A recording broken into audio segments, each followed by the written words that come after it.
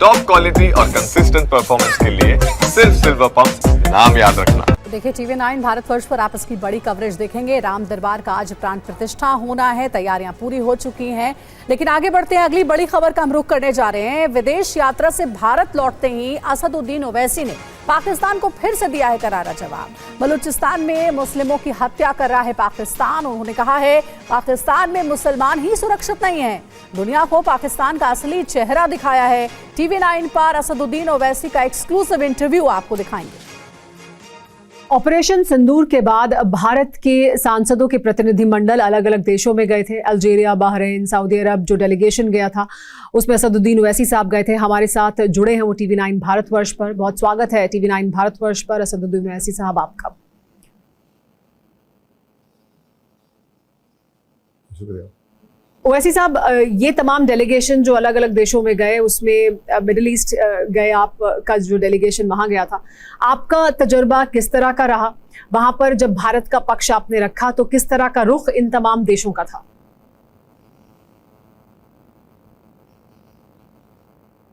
नहीं, इन देशों का रुख अच्छा रहा। हमने अपनी कोशिश की, अपनी बात को सामने रखा।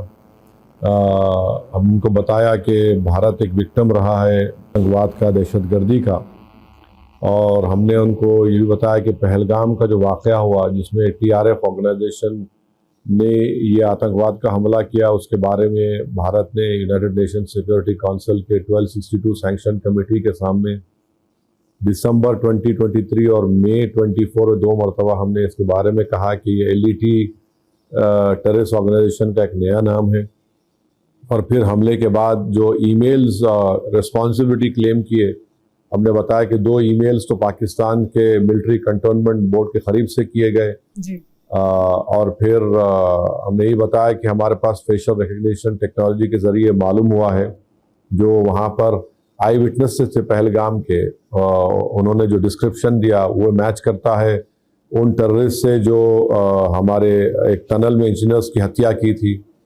और ये सब चीज़ें हमने उनके सामने रखी। बाज़ ने कहा कि आप बात क्यों नहीं करते पाकिस्तान से, तो हमारे डेलीगेशन ने उनसे कहा कि हमने बातचीत की 26/11 के बाद, उसका कोई हल नहीं निकला। हमने एविडेंस दिया, DNA सैंपल्स दिए, ऑडियो रिकॉर्डिंग्स दिए, जो पाकिस्तान के टेरर ऑर्गेनाइजेशंस बैठकर मुंबई की होटलों में जो आतंकवादी थे, दहशतगर्द थे, उनको डायरेक्शंस दे रहे थे। पठानकोट में गलत नरेंद्र मोदी की हुकूमत ने गलत फैसला लेकर ISI को दावत दी, उसका कोई नतीजा नहीं निकला। तो ये सब चीज़ें हैं। और ये चारों कंट्रीज का जो सिलेक्शन हमारी सरकार ने किया जी। वो बड़ा इम्पोर्टेंट था, क्योंकि ये चारों countries middle east, north Africa के FATF के पार्ट हैं। और माजी में पास में उन्होंने पाकिस्तान के FATF इंक्लूजन का ऑब्जेक्शन नहीं किया था।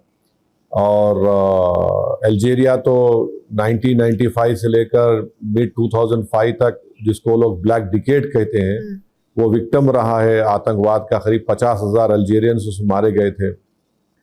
सऊदी अरब को हम लोग गए, वहाँ पर हमने बताया कि सऊदी उलेमाओं ने 2010 या 2013 में दहशतगर्दी के खिलाफ एक फतवा दिया था जी। और उस फतवे की खासियत ये थी कि उन्होंने उसमें कहा था कि जो फाइनेंसिंग भी करते हैं वो भी दहशतगर्दी में इन्वॉल्व हैं, कॉम्प्लिसिट हैं। तो ऑल इन ऑल मैं कहूँगा कि जय पांडा ने इस डेलीगेशन को लीड किया, बड़े अच्छी तरीके से लीड किया। हम तमाम ने अपनी अपनी बात को उनके कंट्रीज के जो जिम्मेदारों से हमारी मुलाकात हुई, तो हमने अपनी बात को रखा है। ओवैसी साहब, ये जो देश हैं, जैसे आपने भी बताया कि अहम है FATF के लिहाज से भी, लेकिन इन देशों में एक और ख़ास बात है, सऊदी अरब हो या कुवैत हो, बहरीन हो, कि मुस्लिम डोमिनेटेड मुस्लिम कंट्रीज़ हैं।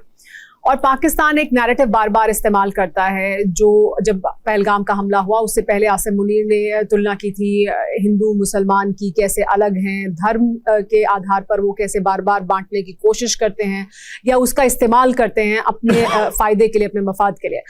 यहाँ जब आप गए तो किस तरह का पहलू वहां आपको दिखाई दिया? क्योंकि पाकिस्तान ये दरअसल बार बार कोशिश करता है कि उसे इस तरह के और इन तमाम देशों से समर्थन मिले, तो क्या वहां ये रियलाइजेशन है कि पाकिस्तान जो कर रहा है वो किस तरह का आतंकवाद है जो भारत में वो फैला रहा है, और उसके खिलाफ जो पक्ष है उसको समझ रहे हैं क्या वो लोग?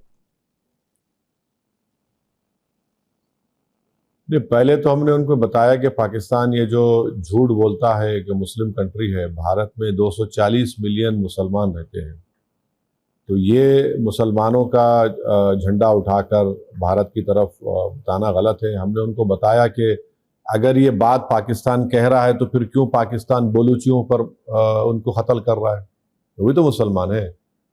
तालिबान हुकूमत कर रहा है अफगानिस्तान में, पाकिस्तान उनके बॉर्डर आउटपोस्ट पर गोलियां चलाकर उनकी हत्या करता है। ईरान एक मुस्लिम कंट्री है, बॉर्डर के ऊपर आप गोली चलाते ईरानियन सिक्योरिटी गार्ड्स में मर जाते हैं। तो ये पाकिस्तान की हिपोक्रेसी है, पाकिस्तान की ये मुनाफिकत है, ये चेहरा असली चेहरा है पाकिस्तान का, तो हम वो भी उनको सामने रखे, तो इसको उनको देखना पड़ेगा। और फिर हमने सऊदी अरेबिया में, किंगडम ऑफ सऊदी अरेबिया ने शायद 2022-23 में एक 1.4 बिलियन डॉलर्स का उनको लोन दिया जी।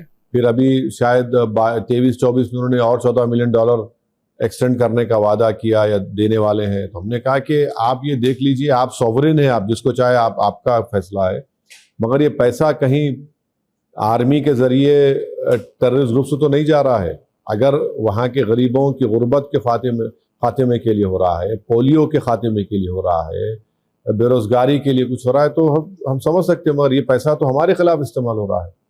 तो ये पाकिस्तान का एक झूठा प्रोपेगेंडा है। और आज भी बिलावल जरदारी भुट्टो ने यूनाइटेड नेशन में कुछ अहमकाना बात कही है। जी हाँ। और वो ये भूल रहे हैं कि उनकी माँ को किसने मारा। उनकी माँ को तो किसने मारा, मुसलमान ने मारा है कि नॉन मुस्लिम मारा, बताओ।